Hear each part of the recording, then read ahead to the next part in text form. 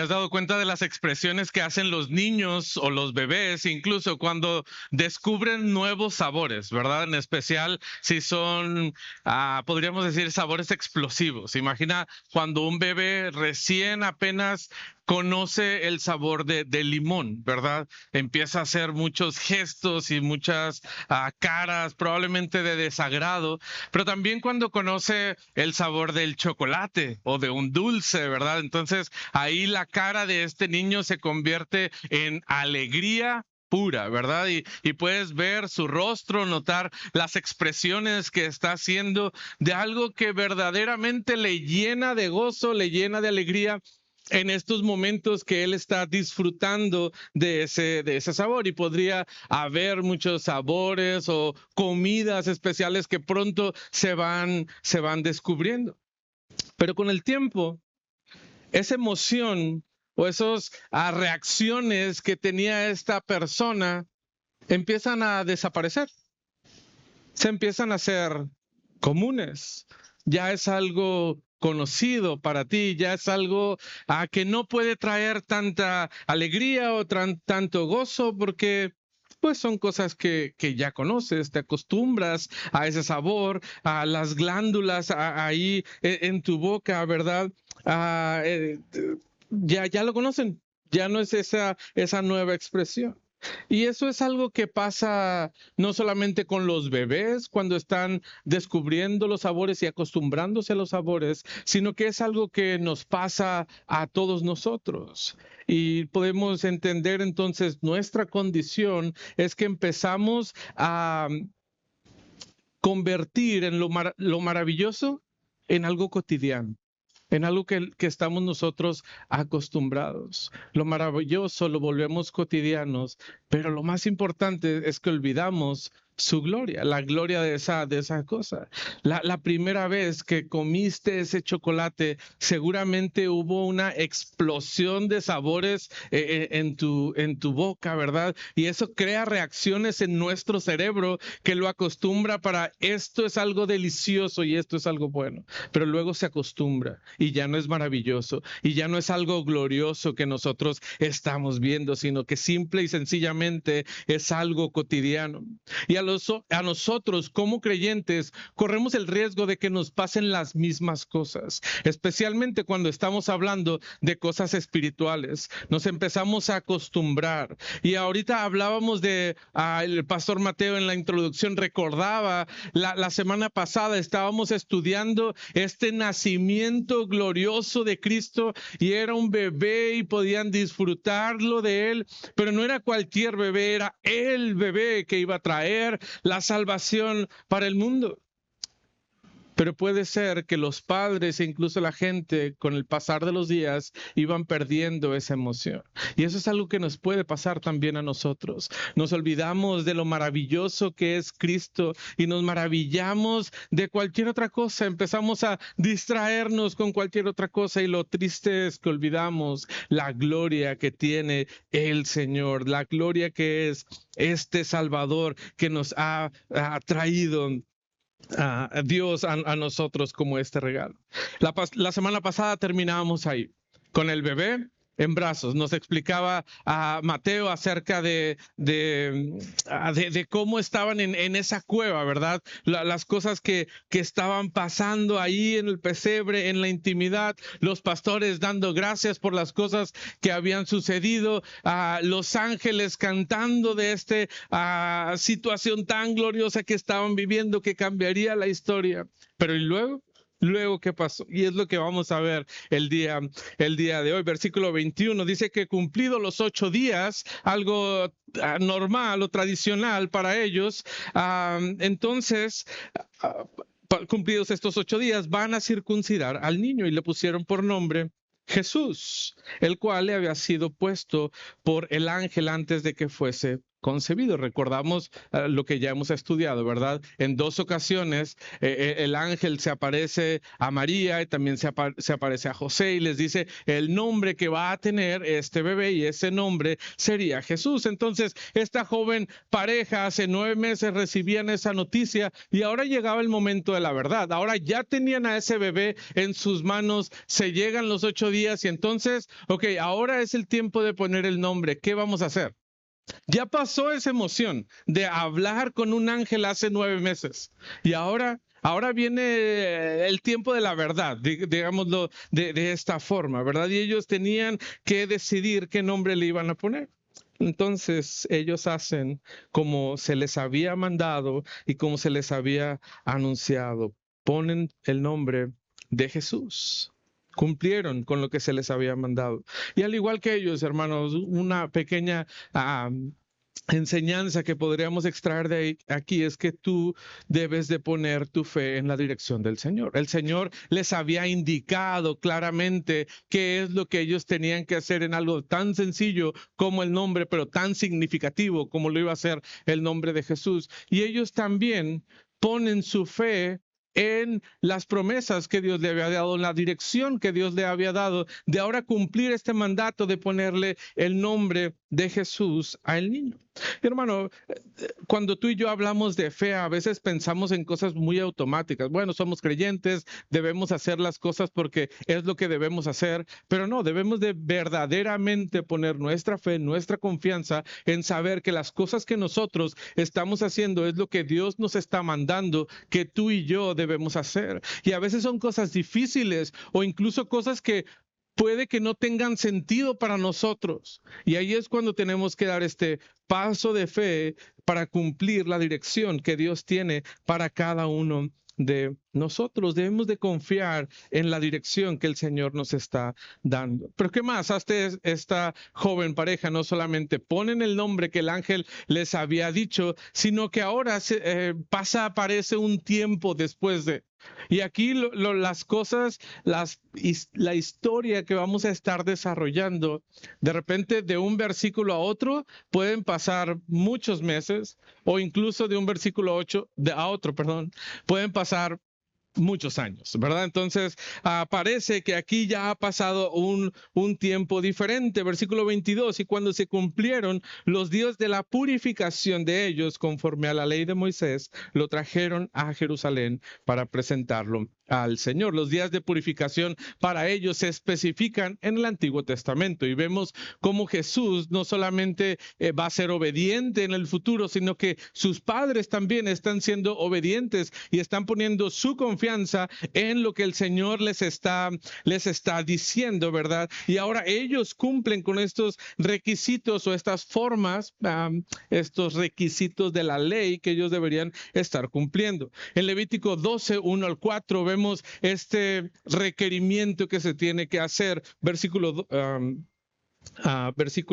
Capítulo 12, versículo 1 dice: habló Jehová a Moisés diciendo, habla a los hijos de Israel y diles, la mujer cuando conciba y dé a luz varón será inmunda 7 días, conforme a los días de su menstruación será inmunda, y el 8º día se circuncidará al niño. Esto vemos que ya lo han cumplido.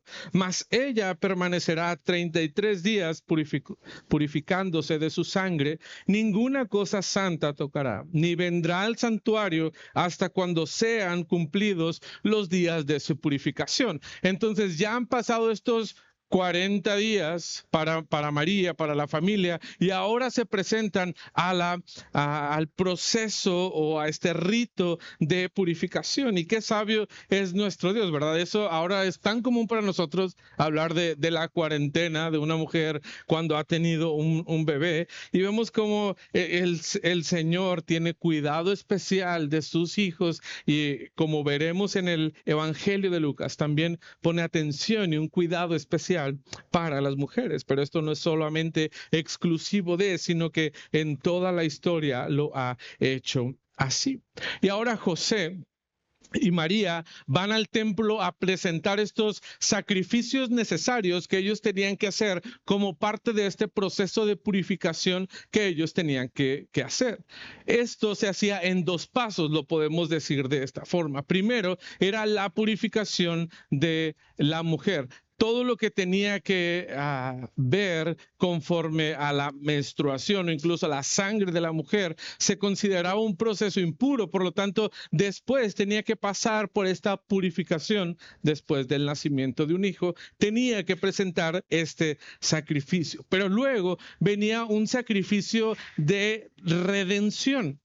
Esto se presentaba para cada uno de los hijos o el primogénito de los hijos de la familia. Y aquí es necesario hacer una aclaración, porque este sacrificio de redención no es por una aplicación de pecado que tuviera Cristo. O sea, no estaban redimiendo a Jesús por lo que él era o porque había pecado en él. No, simple y sencillamente era un proceso que se tenía que hacer con los primeros de cada uno de los hijos de la familia. Jesús entonces no fue redimido en el sentido, de que iba a redimir sus pecados. ¿Por qué? Porque en todo sentido Jesús, él era, es y será sin pecado. No había necesidad de que se presentara un sacrificio de redención por Cristo. Sin embargo, sí, conforme a la ley que se había dado para cada uno de estos primogénitos que no fueran de la tribu de Leví, tendrían que pagar esto. Por lo tanto, Cristo lo estaba cumpliendo. En este caso, sus padres están siendo un ejemplo a Jesús de obediencia en todos los detalles requeridos. Todo lo que la ley indicaba acerca de cualquier persona que nacía en la tribu o en la nación de Israel, ellos estaban cumpliendo y eran un ejemplo perfecto acerca de la obediencia que ellos tenían. Por lo tanto, esa también es una aplicación para nosotros. Tú y yo como creyentes debemos de someternos en obediencia al Señor. Así como los padres de Jesús lo estaban haciendo, tú y yo también debemos estarlo practicando. Es de testimonio ver la vida de este joven matrimonio. Se sometieron a todo lo que estaba establecido en la ley. Y hermano, para la condición en la cual ellos se encontraban, era una condición bien difícil. O sea, José y María no eran como de la cúpula del poder donde ellos estaban seguros y se sentían tranquilos porque tenían todo lo que necesitaban en su casa, en su familia, la sociedad los veía con buenos ojos. No, ellos estaban pasando por situaciones bien complejas, económicamente no eran una familia pudiente, pero también imagínate toda la serie de miradas, incluso chismes que pudieron acercarse para con ellos por el nacimiento de Cristo, cómo había sucedido el nacimiento de este pequeño bebé. Y ellos, en vez de ocultarse por la vergüenza que esto podía causarles o incluso por las necesidades que ellos tenían de presentar este tipo de sacrificios, el sacrificio incluso económico que representaría para ellos, no fue un impedimento.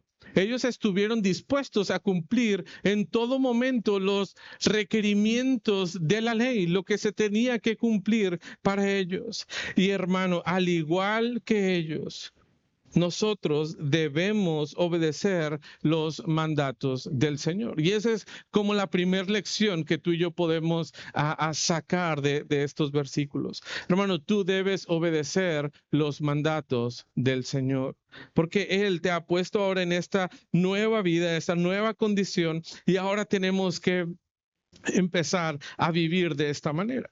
Quisiera preguntarte, ¿qué tanto estás obedeciendo lo que el Señor te dice en su palabra que tú debes estar cumpliendo? ¿Qué tal tu comportamiento? ¿Qué tal tu forma de ser? ¿Qué tal tus pensamientos? ¿Verdaderamente estamos viviendo y obedeciendo lo que el Señor dice para cada uno de nosotros? ¿O buscamos excusas del por qué no lo podemos hacer? Es que no tengo el tiempo necesario, es que no tengo las fuerzas para hacer esto, es que este pecado incluso me ha sobrepasado. Ya no puedo seguir luchando con este pecado que estoy enfrentando. Hermano, hay muchísimas cosas que nosotros podríamos poner como pretexto, pero tenemos esa responsabilidad como creyentes, al igual que estos padres nos están dando el ejemplo de nosotros cumplir con todo lo que se demanda para los hijos del Señor. Hermano, no estoy diciendo en ninguna forma que tú debes obedecer lo que un pastor, una iglesia o la tradición de tu iglesia te están indicando. La obediencia que nosotros debemos de tener es a la palabra de Dios, lo que ella nos dice a nosotros, porque es lo que Dios demanda de esta forma de cada uno de nosotros. Nuestra obediencia, por lo tanto, debe estar entregada plenamente y completa al Señor. Pero la atención de este pasaje deja de estar por un momento en José y María. Y el escenario cambia un poco. El pasaje ahora nos presenta a otro personaje, y este es Simeón. Versículo 25, he aquí había en Jerusalén un hombre llamado Simeón, y este hombre justo y piadoso. Esa es la descripción primera que se nos da de este Simeón. Un hombre justo y piadoso. Aunque en estos 2 capítulos ya hemos encontrado a varios personajes que se nos presentan como justos, ahora tenemos esta nueva cualidad, podríamos decir, en el carácter de este Simeón. Era un hombre justo, pero era un hombre también piadoso. Entonces entendemos que este hombre era alguien que obedecía los mandatos del Señor, pero que amaba verdaderamente lo que él estaba haciendo. Él tenía una convicción verdadera de hacer las cosas que Dios demandaba acerca de él, y lo estaba cumpliendo. Lo estaba cumpliendo en ese momento. Se sometía y practicaba la ley del Señor. Estaba entregado al Señor. Es probable, no estamos seguros, pero es probable que se dedicara a ciertos asuntos en el templo, que él estuviera involucrado en el servicio al Señor. Tal vez no de la tribu de Leví como tal, pero presentando algún otro servicio delante de él. ¿Y qué tiene de especial este Simeón? ¿Por qué se le toma en cuenta en este pasaje? El versículo 25 entonces nos dice que es un hombre justo y que era un hombre piadoso. Y digamos que el propósito de la vida de este hombre viene descrito en esta última parte. Y él, el hombre justo y piadoso, esperaba la consolación de Israel. Y el Espíritu Santo estaba sobre él. ¿Cuál era el propósito de la vida de Simeón? Él estaba esperando la consolación de Israel. Y esto es algo, pues, que diríamos, muchos lo estaban esperando. No es que solamente él estaba interesado en que la consolación llegara a la nación. No, había más personas que seguramente también lo estaban esperando. Te mencionamos que había varios hombres justos, pero seguramente era la minoría la que se encontraba como hombres justos en la nación de Israel en ese momento. ¿Por qué?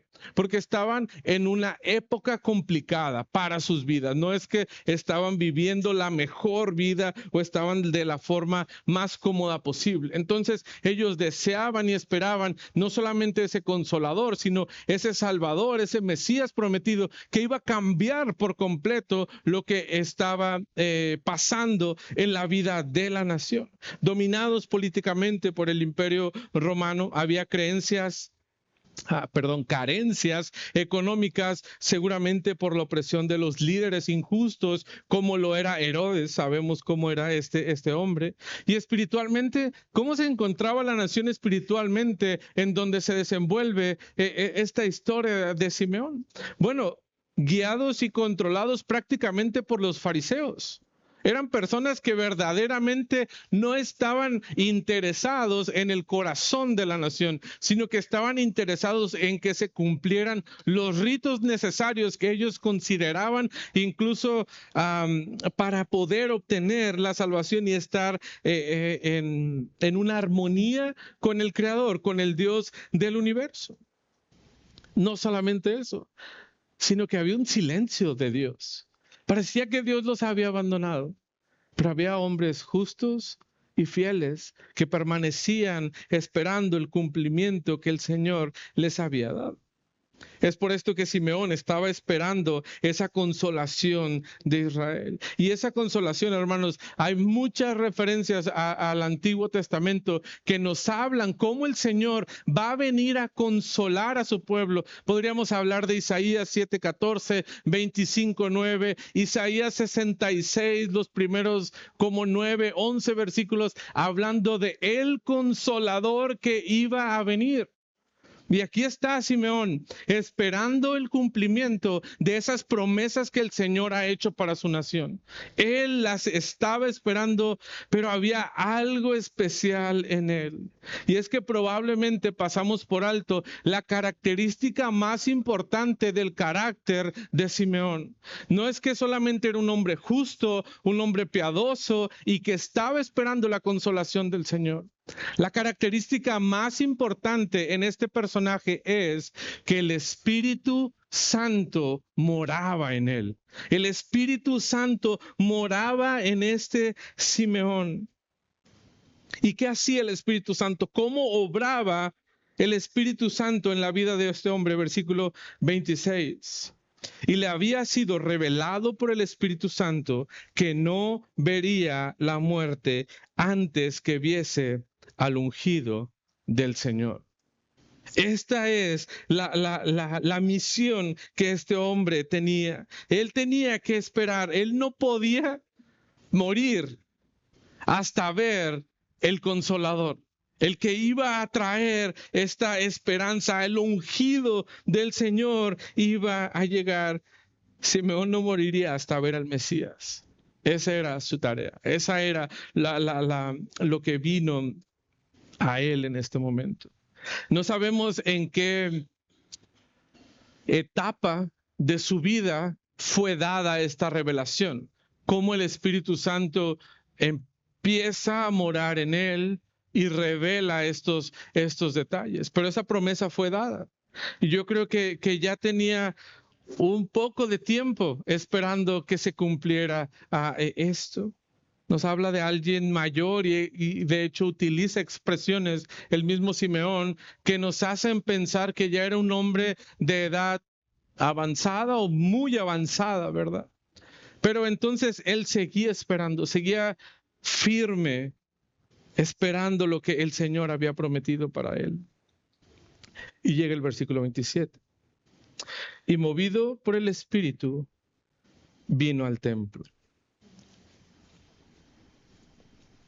Probablemente todo parecía normal para Simeón. Hasta que un día él sentía algo. Él sentía una necesidad por salir de casa. Él tenía que estar en el templo. Y sin saber qué era y sin saber qué le esperaba, él obedeció la voz en su interior y se sometió a lo que el Espíritu Santo estaba haciendo en su vida. Hermano, no dudes de la obra activa del Espíritu Santo en tu vida. No dudes de la obra activa del Espíritu Santo en tu vida. Porque sí, sigue morando. Sí, el Espíritu sigue trabajando en nuestras vidas también. Y en tu vida también está trabajando. No dudes de la obra activa del Espíritu Santo en tu vida. Dios le permitió a este hombre estar lleno del Espíritu Santo. Y él en obediencia a ello estaba esperando ¿qué? Pues que el Espíritu le guiara. Ya lo había hecho en alguna ocasión, ya le había hablado, ya le había dicho esta promesa, ya le había puesto los parámetros, podríamos pensar, acerca de lo que él tenía que hacer, y él estaba sumiso y no dudaba de la obra que el Espíritu Santo estaba haciendo en su vida. Y hermano, tú y yo, que eres creyente, estamos en una posición privilegiada. Tú y yo también tenemos el Espíritu Santo de Dios morando en esta vida. Si tú ya has aceptado a Jesús como tu Salvador, el Espíritu Santo, el Padre nos ha dado a su Espíritu para que more en nosotros, para que esté en nosotros. Y de la misma forma, que el Espíritu actuaba en la vida de Simeón, hermano, es el mismo Espíritu Santo, es el mismo poder actuando en tu vida el día de hoy. Hermano, no dudes de la obra del Espíritu Santo. Déjate controlar completamente por lo que el Señor está haciendo en tu vida. Y es lo que Simeón estaba haciendo. Imagina la escena conmigo, por favor. Estaba Simeón en su casa y siente esta necesidad de salir. ¿Por qué? No lo sabe, pero él siente que debe estar en el templo. Y al no entender qué está pasando, confía en la obra que el Señor está haciendo en él. Seguramente a Simeón le encantaba pasar tiempo en el templo, sirviendo, escuchando las enseñanzas, hablando con otras personas. Pero esta ocasión era un poquito diferente. Esa necesidad que había en él era un poco diferente. Llega al templo y parece que todas las cosas suceden con normalidad. Parece que no hay nada nuevo. Y él está ahí como un tanto perdido tratando de entender la situación que está pasando. Pero de repente escucha algo diferente. Escucha a un bebé. ¿Pero qué tiene de diferente un bebé? Seguramente había escuchado en muchas ocasiones el balbuceo, incluso el llanto de un bebé en el templo cuando llevaban a cumplir con este sacrificio, con este ritual que ellos tenían que presentar. Pero esto era diferente. Él sabía que había algo extraño pasando en él. Y de repente puede ver a esa joven pareja. A esa joven pareja humilde que se acercan al templo con un bebé en brazos. Y él siente algo diferente. Él sabe que algo está pasando. Pone su mirada en ellos y no puede separarlo. No siente el impulso de quedarse en ese lugar en el cual se encuentra, sino que él tiene que ir, él tiene que abordarlos, él tiene que acercarse. Y cuando está de frente con María y con José, sin conocerlos, él lo sabía. Simeón sabía lo que estaba pasando. Por fin había sucedido. Lo que el Espíritu Santo le había dado y le había revelado en otras ocasiones, ahora él lo estaba viviendo. No cabe de la emoción. Por fin la profecía se ha cumplido. Por fin la promesa que Dios ha hecho a mi vida se había cumplido. ¿Y dónde estaba? Delante de él. Un bebé, un pequeño bebé delante de él, de la emoción que él sentía. Él no se queda simplemente como un observador, no. Simeón va un poco más allá y él le toma en sus manos, le ve fijamente a sus ojos y Simeón queda maravillado. Él sabe que en ese bebé hay algo diferente. Él sabe que no es cualquier bebé. Él sabe que es la consolación de Israel. Lo que la nación tanto había estado esperando. Ahora, delante de sus ojos, en sus manos, en ese bebé, se había cumplido. Era el Mesías. El Mesías estaba aquí y bendijo a Dios y estaba contento y estaba gozoso por lo que él estaba viviendo, pero él sabía lo que representaba para la nación. Y en esta preciosa bendición que él tiene, él dice de esta manera, versículo 29, ahora Señor, despide a tu siervo en paz, conforme a tu palabra, porque han visto mis ojos tu salvación, la cual has preparado en presencia de todos los pueblos, luz para revelación a los gentiles y gloria a tu pueblo Israel. Se había cumplido. Ahí estaba la salvación del Señor, la revelación a los gentiles de esta gran luz que alumbraría por completo y que les haría ver quién es el Dios verdadero. Dios había cumplido esta promesa que le había dado a Simeón y él ahora canta alegremente, está maravillado por lo que sus ojos acaban de presenciar.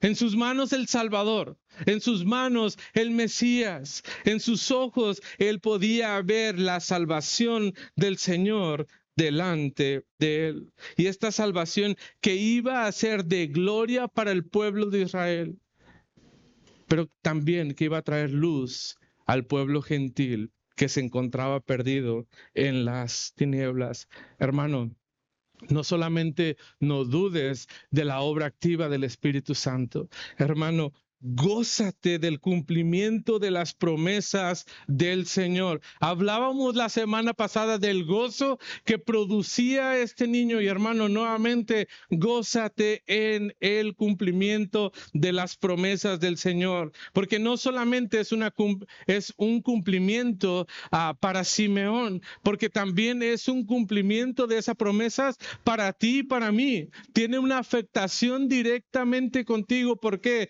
Porque es luz a los gentiles y tú y yo hemos visto esa luz y hemos podido conocer de la obra del Señor.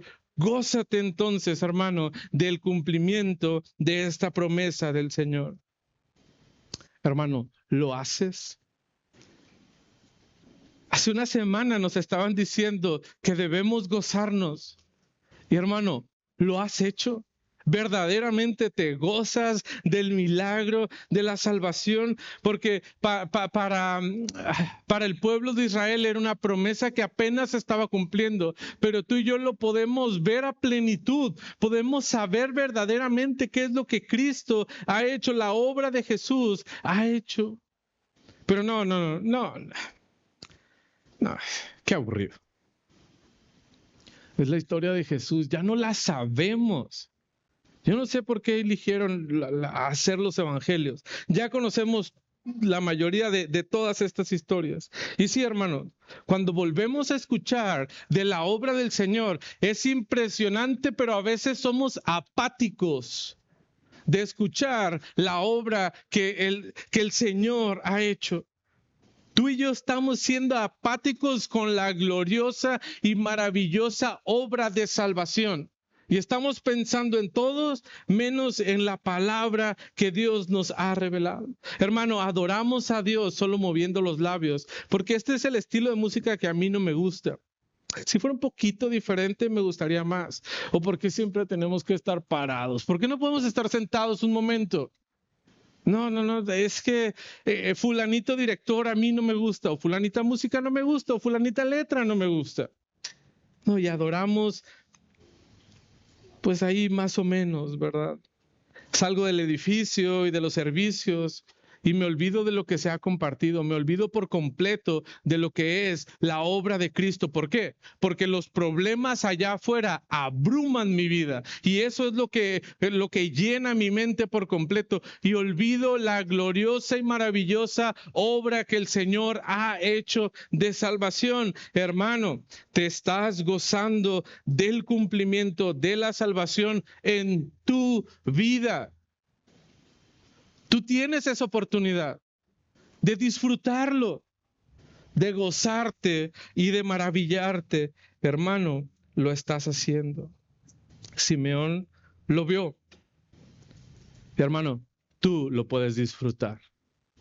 Tú puedes ver esa historia que él no acabó de ver, pero tú la puedes disfrutar. Tú puedes dar testimonio, sí es verdad. La salvación es del Señor a través de Cristo. Él es el que está obrando. Ahora imagínate, todo esto está pasando delante de los ojos de esta joven pareja. Y ellos seguramente se sorprendieron.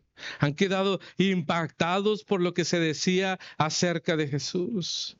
Pero luego Simeón dirige unas palabras especiales a la madre del niño.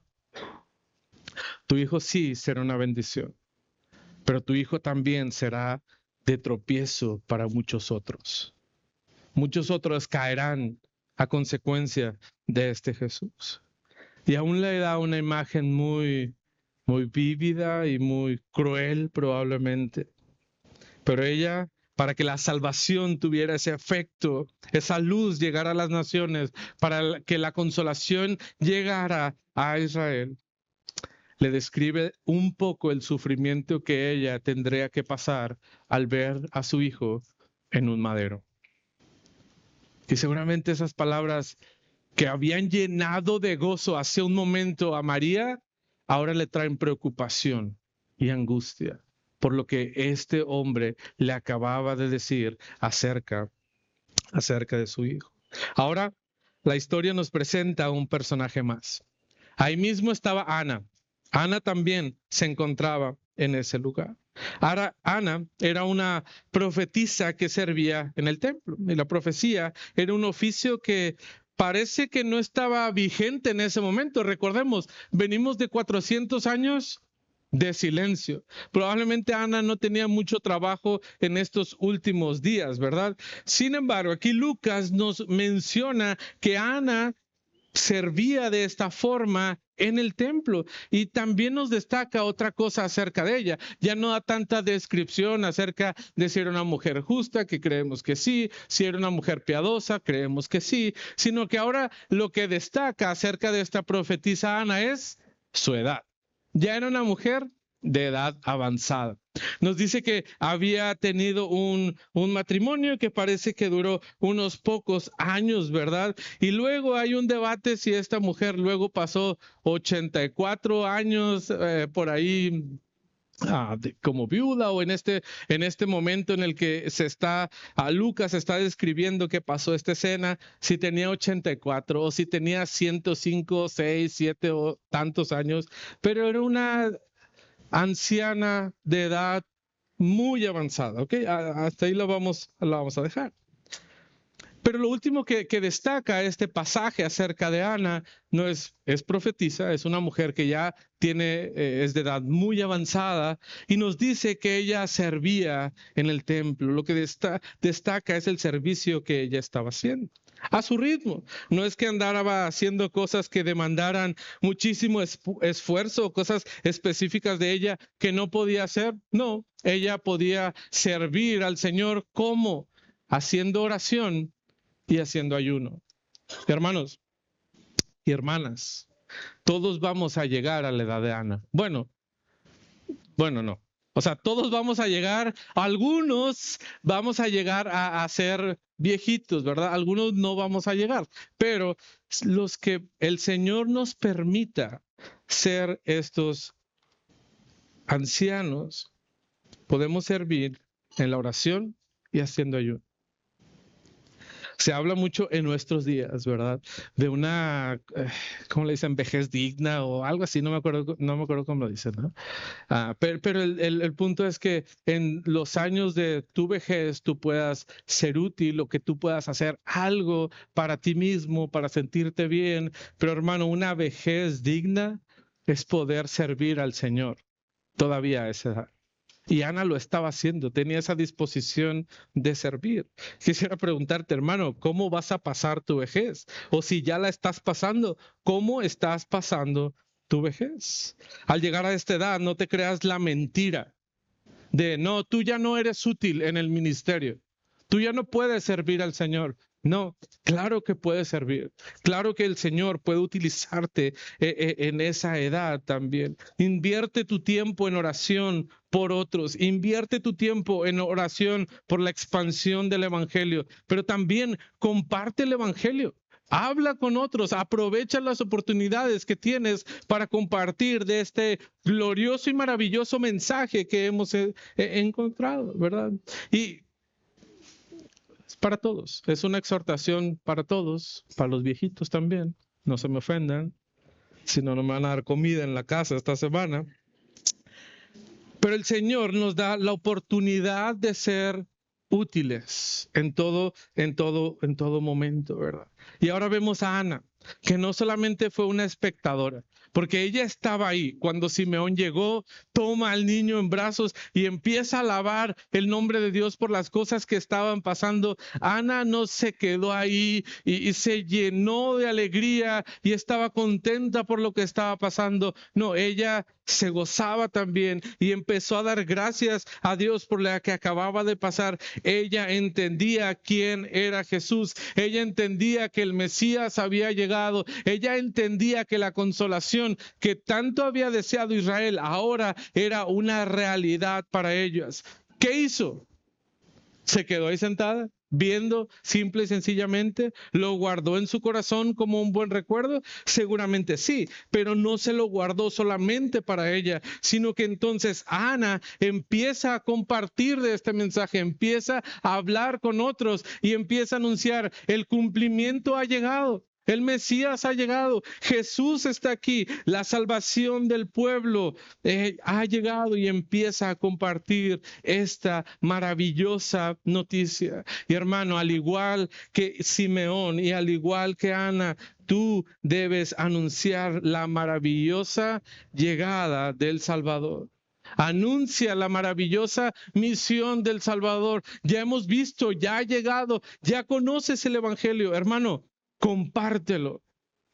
Compártelo. Si tú eres un creyente que ha conocido a Jesús como su Salvador, no dejes de maravillarte de esta obra tan grande y gloriosa. Hablábamos hace un momento que cuando los sabores se hacen cotidianos para nosotros, empiezan a dejar de tener tanta importancia. Pero cuando algo nuevo pasa a tu vida, ¿qué es lo que sucede? Algo que te impacta, que trae mucha gloria, que te sorprende, tú empiezas a conversarlo con todos, empiezas a platicarlo, empiezas a compartir esta gran noticia. Y hermano, si tú estás gloriándote de la maravillosa obra de salvación que el Señor ha hecho, entonces compártelo. Ese gozo que el Señor ha puesto en tu corazón, compártelo. No dudes que el Espíritu Santo va a estar obrando en tu vida para darte la dirección, darte las palabras, darte todo lo que tú necesitas para poder compartir esta gran noticia de salvación. Si te has gloriado en Cristo, hermano, no guardes solamente la historia en tu corazón. Compártela con los demás. Sal, coméntala al mundo. Y si hay alguien entre nosotros que no sabe o no siente esa gloria, hermano, tal vez tú necesitas a Cristo primeramente, mejor dicho, amigo. Tú necesitas a Cristo primeramente para poder gloriarte de su obra, para poder gloriarte de las cosas que Él ha hecho. Y entonces sí poder compartirlo. Porque este Cristo, hermano, amigo, este Cristo no se quedó como un bebé. Creció, y ahorita vamos a ver un poquito más de su crecimiento, pero creció y vivió esa vida perfecta que nosotros no podíamos vivir, pero vivió esa vida perfecta. ¿Para qué? Para ir a la cruz y en tu lugar y en mi lugar morir Él por nosotros, por nuestros pecados. Pero es que tampoco la historia de Jesús termina ahí, sino que al tercer día Cristo resucitó de los muertos, porque Él es el Hijo de Dios y Él tiene el poder para tomar su vida de nuevo y vivir eternamente en presencia del Padre. Si no sabes de qué estamos hablando, por favor, habla conmigo, habla con Mateo, o con el 80% de los hermanos aquí. Seguramente te pueden guiar al Evangelio. Tú puedes hacerlo. Puedes ser parte de este cumplimiento del Señor. Después de haber cumplido con todo lo que se encontraba en la ley del Señor, esta familia sale de ahí, regresan a Galilea, a su ciudad Nazaret, y nos dice el versículo 40, y Jesús seguía creciendo, el niño crecía y se fortalecía y se llenaba de sabiduría, y la gracia de Dios estaba sobre él. Dejamos al bebé, dejamos a Jesús. Y el versículo 41 encontramos ahora a un adolescente, a un joven, Jesús. Ya han pasado muchos años, no sabemos qué pasó ahí, ¿verdad? Pero tenemos ahora una escena conocida probablemente por muchos. La familia de Jesús cumplía con la obligación de ir a celebrar la Pascua. Todos se regresaban nuevamente al templo para presentar los sacrificios necesarios y Jesús estaba entre ellos. Y hasta aquí parece que todo bien. Todo va conforme al plan anualmente que tenemos como familia, ¿verdad? Hasta que en esta ocasión, pues Jesús no se regresa con sus padres. José y María terminan con todo lo que tienen que hacer, ahora se preparan y regresan en este viaje nuevamente hacia Nazaret, pero Jesús no se va con sus padres, sino que se queda en Jerusalén. Y la familia avanza. Al parecer era un grupo grande, probablemente se ponían de acuerdo la familia que estaba en Nazaret o los amigos que estaban ahí en la ciudad y bueno, nos vamos todos juntos y nos regresamos todos juntos, ¿verdad? Por si se nos poncha algo, por cualquier cosa, el burrito, la pata o lo que sea. Entonces, ahí van todos juntos y parece ser que era un grupo grande. Entonces era normal, un camino tan largo, muchas personas, los niños jugando con los niños, probablemente sí había una separación de grupo, hombres iban por un lado, mujeres iban por otro. Pueden presentarse varios escenarios y mientras la familia va avanzando con este grupo, José dice, bueno, Jesús no está por aquí, seguro anda con María. Y María también va avanzando y dice, Jesús no anda por aquí, seguro está con José, ¿verdad? Siguen avanzando, siguen caminando y de repente, bueno, ya Jesús no se ha aparecido. Jesús no lo hemos visto y empiezan a preocuparse y empiezan a buscar entre el grupo de los jóvenes, entre el grupo de las mujeres, entre el grupo de los hombres en esta gran masa y de repente se dan cuenta, nos falta Jesús. Jesús no está aquí. Aquí debería de estar y Jesús no está. Seguramente el grupo se paró todos ahí medio alarmados porque Jesús no se encontraba. Entonces, vámonos. Vámonos, ya que más estamos aquí, ¿verdad? Tenemos que regresarnos a la ciudad de Jerusalén. Un día completito que ya habían caminado. Y ahora iba José y María un día completito para atrás, ¿verdad? A buscar a Jesús, que no lo encuentran. Pero no solamente eso, parece, el pasaje nos dice, versículo 46, que pasaron 3 días, probablemente todavía andaban ahí un día, o sea, otro día de regreso y un día o medio día ahí buscando a Jesús por toda la ciudad a ver dónde se habían metido. Pero no daban con Jesús. Y cuando lo encuentran, estoy seguro que no es la escena que ellos habían imaginado. La escena que Lucas nos presenta no es lo que ellos pensarían cómo iban a encontrar a Jesús. Tal vez asustado, en un rincón por ahí, escondiéndose por la preocupación. Estoy en una ciudad que no conozco, estoy yo solo, algo me puede pasar aquí. Y probablemente ellos pensaban en un Jesús temeroso, pero no. Cuando lo encuentran es algo completamente diferente. No estaba Jesús en esos lugares oscuros y apartados. Jesús estaba sentado en medio de las personas más sabias y más conocedoras de la ley y Jesús estaba dando cátedra en medio de ellos, hablando y dialogando con ellos y preguntando y contestando preguntas también que ellos estaban haciendo. Versículo 47 nos dice, todos lo oían. ¿Y qué? Y se maravillaban de su inteligencia y sus respuestas. ¡Wow! Un niño de 12 años.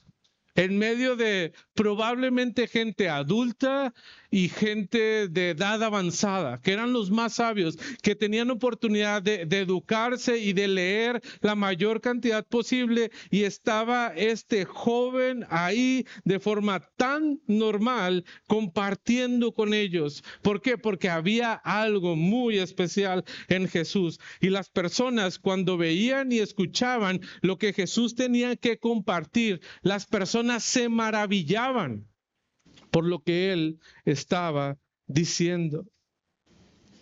Y el versículo 48 nos dice cómo se da este encuentro entre los padres nuevamente y Jesús. Cuando le vieron se sorprendieron y le dijo su madre, hijo, ¿por qué has hecho así? Hermano, yo tal vez mi contexto me está ganando, ¿verdad? Pero ¿y tú crees que una madre mexicana hubiera reaccionado así?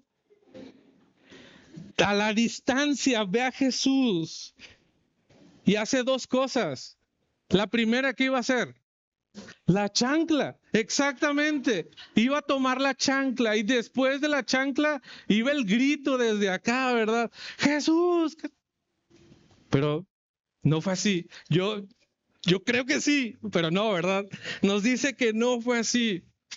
Y se acercó, parece que tranquilamente, a como lo narra aquí Lucas. Y yo creo que aquí María jugó a su favor. Yo creo que estas historias, Lucas las escuchó directamente de María, ¿verdad? Y entonces omitió lo de la chancla y lo del grito y dijo, simplemente llegamos con él y hablamos tranquilamente. No lo sé, algún día lo podemos preguntar, ¿verdad? Pero entonces están ahí y ella le expresa la preocupación que había de su papá y de él. Y es bien interesante cómo en este punto María identifica a su padre y a ella, ¿verdad? Y tiene mucha relación con la respuesta que Jesús da en el versículo 49. Entonces, Él les dijo, ¿por qué me buscabais? ¿Por qué me están buscando? Y aquí viene la segunda pregunta. ¿No sabíais que en los negocios de mi padre, padre diferente al otro padre que acaban de mencionar, me es necesario estar? Jesús estaba cumpliendo el propósito de su ministerio, el llamado que él tenía. Estaba cumpliendo el llamado de su padre. ¿Cómo reaccionó Jesús y María? Seguramente no entendieron. ¿Cómo que en los negocios de tu padre? ¿De qué me hablas, Jesús? Tú tendrías que estar con nosotros. Y entonces aquí empezó una discusión, ¿verdad? Jesús defendía que este es el llamado de su Padre Celestial y que él tenía que quedarse todavía unos días más, pero por otro lado, José y María decían, no, tú debes de ir con nosotros, tú debes acompañarnos y tú debes de regresar a casa. No, hermano, claro que no fue así. Jesús también entendía que él tenía que someterse a ellos. Y el pasaje, fíjate cómo termina diciendo, versículo en estos versículos. ¿Qué es lo que hace Jesús? ¿Cómo reacciona Jesús? Versículo 51. Y descendió con ellos y volvió a Nazaret y estaba sujeto a ellos. Y su madre guardaba todas estas cosas en su corazón.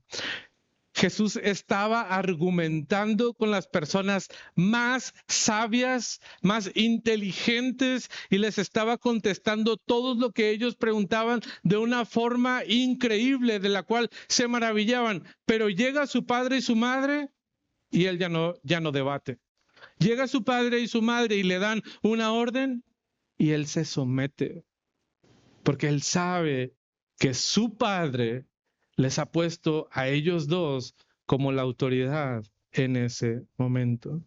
Y hermano, tú y yo también debemos imitar esta obra del Señor y someternos a el Señor. Imita la sabiduría y la sumisión de tu Señor. Una sabiduría para contestar a las personas más conocedoras, pero una sabiduría para entender lo que su padre le había llamado a hacer. Y en esta ocasión era someterse a José y María. Y tú y yo debemos imitar esa sabiduría, pero también esa sumisión a las autoridades, a el Señor primeramente, lo que Él ha hecho para nosotros. Bueno, lo de sabiduría, dices tú, ok, imitemos a Jesús, aprendamos más de su palabra, estudiemos más, conozcamos más a Dios, lo que Él quiere y demanda de nosotros. Pero lo de la sumisión, y eso sí no me agrada mucho. Las autoridades que tengo, pues no son las mejores, podrían decir los niños que están aquí entre nosotros, ¿verdad? Los que estudian, pues sus profesores no son los mejores, las autoridades que tienen en la escuela tampoco son los mejores.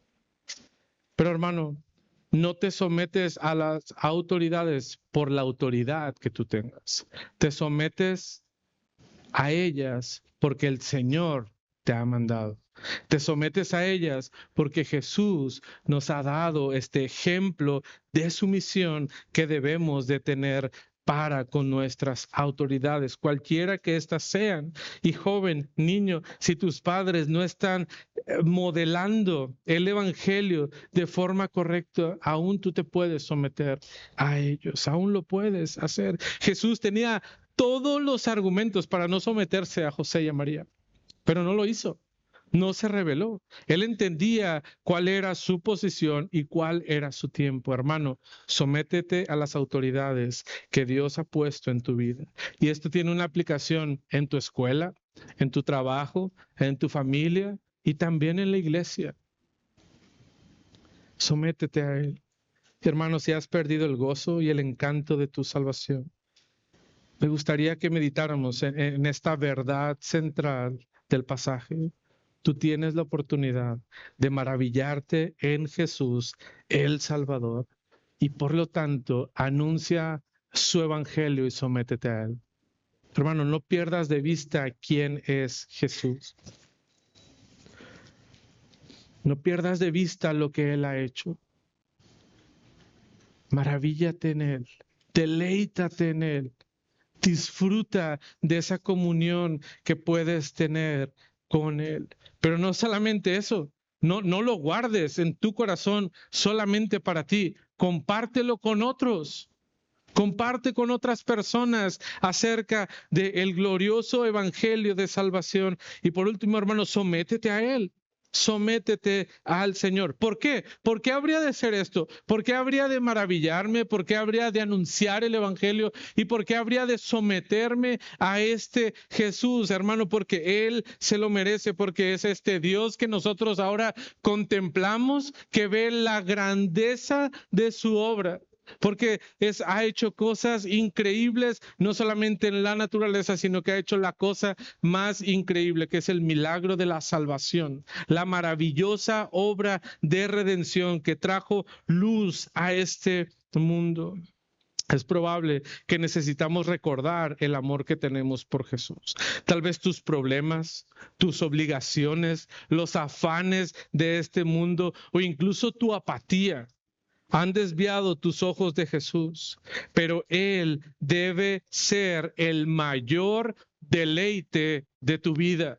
Tú debes gozarte y maravillarte en quién es Jesús. Y hermano, esto de gozo y maravillarte no es una experiencia única que nosotros tenemos con Jesús, sino que es algo continuo y progresivo. Es decir, siempre debemos estar admirando y maravillándonos de la obra de Jesús, pero creciendo más. La gran maravilla de nuestra salvación fue un punto importante para nuestra vida, seguro que sí.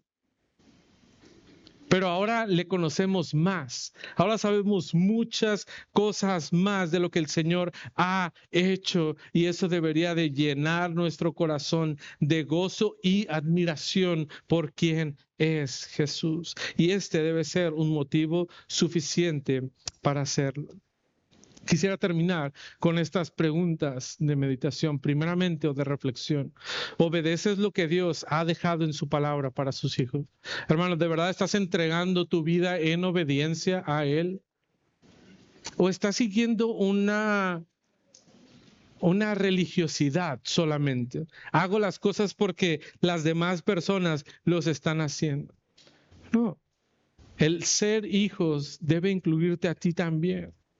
Y debes de cumplir el llamado de ser santos y de ser testimonio a otras personas a través de la obediencia que tú tienes. Porque seguramente José y María fueron de María y José y María fueron de testimonio para su hijo Jesús. ¿Por qué? Porque estos jóvenes estaban cumpliendo los mandatos que el Señor había dado para ellos. Y eso fue de impacto a la vida de los hijos. los que somos padres aquí estamos muy preocupados por el futuro de nuestros hijos, por qué herencia les vamos a dejar, qué estudios les vamos a dejar, qué va a ser la vida de ellos, hermano. Lo mejor que tus hijos pueden ver es un matrimonio que refleja y vive el evangelio. Y esa es la mejor herencia que tú le puedes dar a tus hijos. La educación, el dinero, los terrenos que tú quieras, esas son cosas secundarias. Lo más importante es la fe. Y cuando tú, como padre, obedeces al Señor, eres de testimonio para tus hijos también. Número 2, ¿te maravillas en la persona y en la obra de Cristo? Hermano, me gustaría que pensaras en ese encuentro.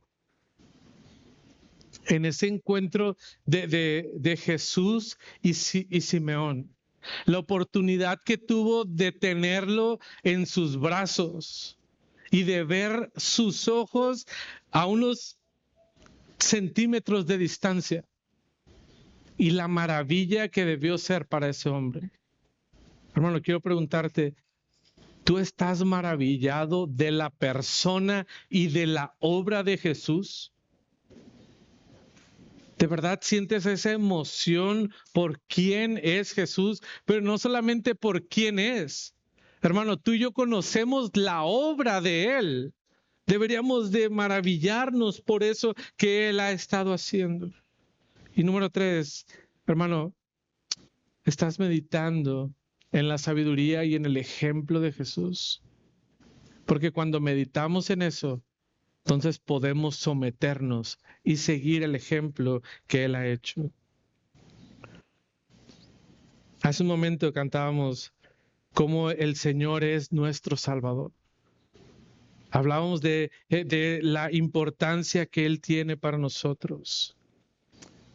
Cómo es esa roca en la cual nosotros podemos descansar. En un momento más estaremos cantando nuevamente este himno. Hermano, al leer este pasaje podemos imaginar la escena. Simeón, ese anciano fiel que aguantó casi hasta el final, ¿verdad?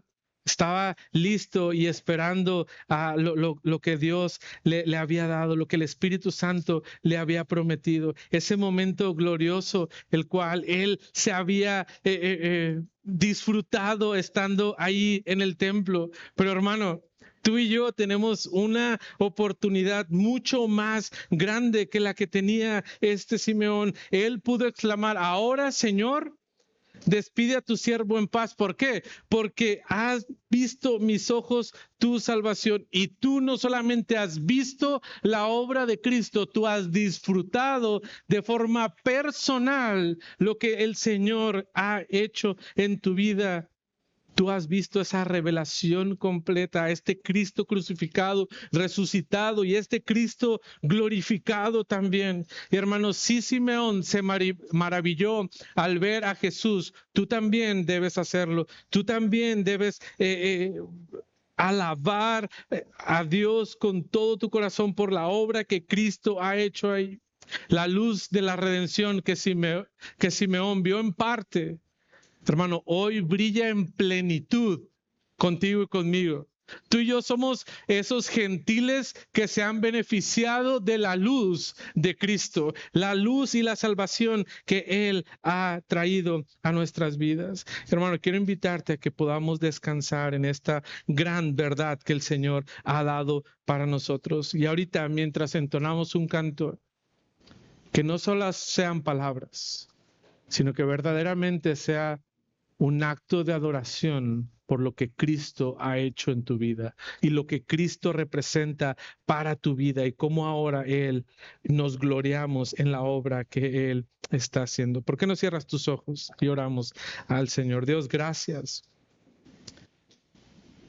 El día de hoy queremos darte gracias por Cristo, por su sacrificio, por su obra, por el ejemplo para nosotros. Bendice la obra de Cristo a través de la historia, porque sigue impactando el evangelio en la vida de muchas personas. Pero Dios, queremos pedirte por nosotros, aquellos que hemos perdido la emoción, el gozo y la alegría en Cristo. Que podamos nuevamente recordar quién es Él, lo que Él hace para nosotros y cómo impacta en nuestras vidas. Dios, que tu Espíritu Santo obre en nuestras vidas para nuevamente movernos hacia Él. Gracias, Dios, por lo que tú haces en tu iglesia. En Cristo Jesús oramos. Amén.